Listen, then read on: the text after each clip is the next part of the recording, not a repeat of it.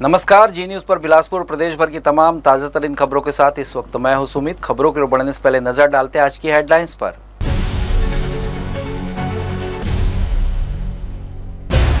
कोनी poultry farm में 5000 मुर्गियों की रहस्यमयी मौत से हड़कंप, बर्ड फ्लू की आशंका गहराई, पूरे इलाकों को सील कर जांच तेज। छत्तीसगढ़ में 12वीं हिंदी परीक्षा पेपर लीक के चलते निरस्त, अब 10 अप्रैल को दोबारा होगी परीक्षा, साइबर जांच के बाद लिया गया फैसला। स्कॉर्पियो पर पुलिस लेकर घूम रहे बाउंसर का वीडियो वायरल, एसएसपी सख्त, वाहन जब्त, आरोपियों की पहचान कर केस दर्ज की तैयारी। सक्रिय जल संसाधन विभाग में हजारों फाइलों के नष्टीकरण पर उठे सवाल, पुराने रिकॉर्ड के साथ नई फाइलें भी हटाने की आशंका से मचा हड़कंप। अब समाचार विस्तार से। बिलासपुर के कोनी स्थित शासकीय कुक्कुट पालन परिसर में 5000 से ज्यादा मुर्गा मुर्गियों की रहस्यमयी मौत से हड़कंप मच गया। शुरुआती लक्षणों के आधार पर बर्ड फ्लू की आशंका जताई जा रही है। पुष्टि के लिए सैंपल भोपाल लैब भेजे गए हैं। वहीं एहतियात के तौर पर पूरे पोल्ट्री फार्म को सील कर 5 किलोमीटर क्षेत्र को अति संवेदनशील घोषित किया गया है। जानकारी के मुताबिक मुर्गियों की मौत का सिलसिला 18 मार्च से शुरू हुआ, लेकिन समय पर इसकी सूचना उच्च अधिकारियों तक नहीं पहुंचाई गई। धीरे धीरे मौत का आंकड़ा बढ़ता गया और मामला गंभीर होता चला गया। स्थिति को देखते हुए प्रशासन ने पूरे पोल्ट्री फार्म को बंद कर दिया और सुरक्षा के कड़े इंतजाम किए गए। अगर बर्ड फ्लू की पुष्टि होती तो आसपास के क्षेत्र में मौजूद सभी मुर्गियों और अन्य पालतू पक्षियों को नष्ट किया जाएगा। इस मामले में लापरवाही भी सामने आ रही है। पोल्ट्री फार्म प्रबंधक डॉक्टर संजय राज के अनुसार शुरुआत में कुछ मुर्गियों की मौत को सामान्य बीमारी माना गया, लेकिन संख्या बढ़ने पर वरिष्ठ अधिकारियों को सूचना दी गई और सैंपल जांच के लिए भेजे गए।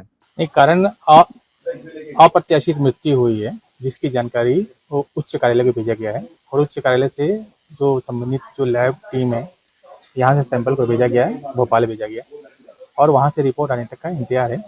रिपोर्ट आएगी तो फिर उसके बाद हमको ही मालूम चलेगा क्या है, लेकिन अभी हम मान के चल रहे हैं कि कोई ऐसा कुछ है कि जिसकी वजह से मतलब इतनी तो मृत्यु अप्रत्याशित हुई है। नहीं, अब प्रथम दृष्टिया तो कुछ नहीं, कोई ना कोई इन्फेक्शन है, वायरल इन्फेक्शन आया है, इस वजह से थोड़ा सा दिक्कतें आई हैं, तो उसके लिए प्रक्रिया चल रही है।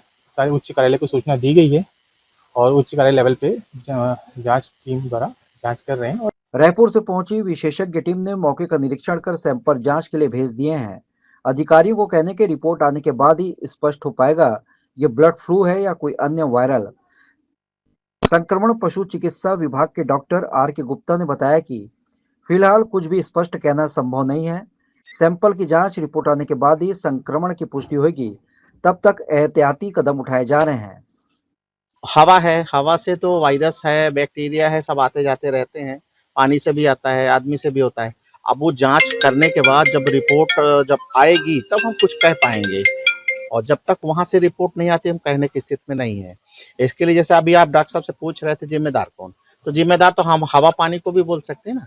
भाई हवा से बह के आ गया वायरस, अब वो कौन सा वायरस है क्या है, जब लैब से उसका स्पेसिफिक मतलब स्ट्रेन का पता लगेगा तब हम बोल पाएंगे। अगर ऐसे कुछ है सर, कुछ ऐसे कोई घातक वायरस हो जिसके कारण बिल्कुल घातक हो सकता है। हम लोग देखिए मास्क लगाए हुए हैं, आपको भी बोल रहे हैं कि थोड़ा सा आप लोग भी थोड़ा सा परहेज करें, तो मिलने से दूर रहें। क्या है ना, अभी तक तो क्लियर नहीं हुआ है ना। कोरोना जब आया तो आदमी क्या करता था, डर रहा था। नहीं, जब पता लगा नहीं तो आदमी भी मर जाएंगे, तो आदमी थोड़ा सा सतर्क होगा। विशेषज्ञों ने यह भी आशंका जताई यदि यह बर्ड फ्लू निकला तो इंसानों में भी संक्रमण फैल सकता है। इसी वजह से जांच टीम पूरी सुरक्षा के साथ काम कर रही है। लोगों से सतर्क रहने की अपील की जा रही है। फिलहाल सभी की नजरें जांच रिपोर्ट पर टिकी हैं। जी न्यूज के लिए कैमरामैन गोपाल मौर्य के साथ मोहम्मद नासिर की रिपोर्ट। कवर्धा में छत्तीसगढ़ के उप मुख्यमंत्री और गृह मंत्री विजय शर्मा ने बड़ा बयान देते हुए कहा कि कुख्यात नक्सली पापाराव आज अपने साथियों के साथ आत्मसमर्पण करने जा रहा है। उन्होंने इसे सरकार और सुरक्षा बलों के लिए बड़ी उपलब्धि बताते हुए कहा कि इस सरेंडर के बाद प्रदेश में नक्सलवाद के लगभग समाप्त होने की स्थिति बन जाएगी। गौरतलब है कि राज्य सरकार पहले ही 31 मार्च 2026 तक छत्तीसगढ़ को नक्सल मुक्त बनाने का लक्ष्य तय कर चुकी है। इसी दिशा में लगातार अभियान चलाए जा रहे हैं। सरकार की पुनर्वास नीति के तहत बड़ी संख्या में नक्सली मुख्य धारा में लौट रहे हैं। वहीं कई नक्सली सुरक्षा बलों के साथ मुठभेड़ों में मारे भी गए हैं। 31 मार्च की तय समय सीमा नजदीक आने के साथ ही सुरक्षा एजेंसियों की सक्रियता और तेज हो गई है। ऐसे में बड़े और कुख्यात नक्सलियों के सिलेंडर की घटनाएं बढ़ रही हैं। 25 लाख रुपए के इनामी नक्सली पापाराव का आत्मसमर्पण इसी कड़ी में बेहद अहम माना जा रहा है, जो लंबे समय से सुरक्षा बलों के लिए चुनौती बना हुआ था। उप मुख्यमंत्री विजय शर्मा ने बताया कि पापाराव बस्तर क्षेत्र और छत्तीसगढ़ महाराष्ट्र सीमा में सक्रिय रहा ताकि करीब 2.5 दशक से नक्सलियों गतिविधियों में शामिल था। उन्होंने कहा कि हाल ही में बातचीत के बाद वह सरकार की नीति से प्रभावित हुआ और आत्मसमर्पण के लिए तैयार हुआ। गृह मंत्री ने दावा किया, बड़े नक्सली या तो सरेंडर कर चुके हैं या मारे जा चुके हैं। काफी लंबे समय से मैं सोचता हूं कि लगभग 2.5 दशकों से जंगलों में सक्रिय रहे और इन्होंने अनेक एनकाउंटर्स ऐसे हुए, पुलिस के अनेक ऐसी मुठभेड़ें हुई जिसमें ये थे, परंतु ये स्कैप हो गए। बार बार यही होता रहा इनके साथ। अभी भी ये है कि 25 लाख का छत्तीसगढ़ की सरकार की तरफ से इनाम DKZC होने के कारण के ऊपर है, लेकिन ये बात स्पष्टता है कि अब उनका मनोभाव बदल गया है। मेरी खुद भी उनसे बात हुई है फोन पर और बात होने के बाद ये स्पष्टता है कि अब वो आज पुनर्वास है। मैंने कहा आपसे, सशस्त्र नक्सलिज्म का वह स्तर अब समाप्त हो गया। DKZC लेवल का कोई भी सक्रिय नक्सली अब छत्तीसगढ़ में नहीं है। एरिया कमेटी मेंबर्स के, डिवीजन लेवल के भी नहीं होंगे। एरिया कमेटी मेंबर के जो होंगे वो सेटल हो गए हैं कहीं ना कहीं। उन्होंने वर्दी छोड़ दी है, हथियार छोड़ दिया है और कहीं है। कुछ संख्या हमको ध्यान आता है, 40-45 की संख्या हमको याद आती है जो हमारे रिकॉर्ड में है और उसके हिसाब से और कोई नहीं है। इस तरह से मैं स्पष्टता से ये कहना चाहूंगा, आने वाले समय में अभी हमारे पास 7 दिन का समय और है। इन 7 दिनों में भी और लोगों के पुनर्वास करने की संभावना है, वो भी पुनर्वास कर लेंगे और छत्तीसगढ़ नियत 31 मार्च 2026 तक सशस्त्र नक्सलिज्म से मुक्त होगा। नगर निगम की मेयर इन काउंसिल MIC की बैठक में सोमवार शाम वर्ष 2026-27 का अनुमानित बजट सर्वसम्मति से पास कर दिया गया। करीब 1200 करोड़ रुपए के इस बजट में विकास कार्यों, विभिन्न योजनाओं और नए वार्डों के लिए विशेष प्रावधान किए गए हैं। बैठक नगर निगम विकास भवन में महापौर पूजा विधानी की अध्यक्षता में हुई, जिसमें निगम कमिश्नर प्रकाश सर्वे सहित MIC सदस्य और अधिकारी मौजूद रहे। बैठक शाम 4 बजे शुरू होकर लगभग 6:30 बजे तक चली। इस दौरान वर्ष 2025-26 के पुनरीक्षित आय व्यय पत्रक और 2026-27 के प्रस्तावित बजट पर चर्चा की गई। उल्लेखनीय है कि पिछले वित्तीय वर्ष में निगम का बजट लगभग 1090 करोड़ रुपए का था, जिसके मुकाबले इस बार बजट में वृद्धि की गई है। बजट तैयार करने के लिए निगम ने सभी विभागों से प्रस्ताव मंगाए गए थे। MIC से बजट पास होने के बाद अब इसे सामान्य सभा में अनुमोदन के लिए प्रस्तुत किया जाएगा। संभावना है कि सामान्य सभा अप्रैल के पहले सप्ताह में आयोजित होगी, जहां पक्ष और विपक्ष के बीच इस पर विस्तृत चर्चा के बाद अंतिम मोहर लगेगी। तखतपुर मंडल में मंगलवार को पंडित दीनदयाल उपाध्याय प्रशिक्षण महाअभियान के तहत भारतीय जनता पार्टी का 2 दिवसीय प्रशिक्षण शिविर आयोजित किया गया। इस कार्यक्रम में भाजपा नेत्री हर्षिता पांडे, जिला भाजपा महामंत्री सहित बड़ी संख्या में मंडल के कार्यकर्ता शामिल हुए।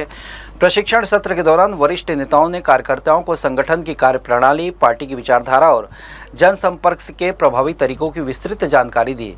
नेताओं ने कहा कि इस प्रकार के प्रशिक्षण कार्यक्रमों का मुख्य उद्देश्य कार्यकर्ताओं को मजबूत बनाना, उन्हें जनता के बीच बेहतर संवाद स्थापित करने के लिए सक्षम करना है। साथ ही केंद्र और राज्य सरकार की जन कल्याणकारी योजनाओं को आम लोगों तक प्रभावी ढंग से पहुंचाने पर भी विशेष जोर दिया गया। उन्होंने बताया कि संगठन को मजबूत करने में कार्यकर्ताओं की भूमिका सबसे अहम होती है और ऐसे प्रशिक्षण शिविर उनके कौशल विकास में महत्वपूर्ण योगदान देते हैं। 2 दिवसीय इस कार्यक्रम में कार्यकर्ताओं को संगठन विस्तार, बूथ प्रबंधन, सोशल मीडिया के उपयोग और जन समस्याओं के समाधान जैसे विषयों पर भी मार्गदर्शन दिया गया। प्रत्येक मंडलों में पंडित दीनदयाल उपाध्याय महाप्रशिक्षण अभियान 2026 का आयोजन किया गया है।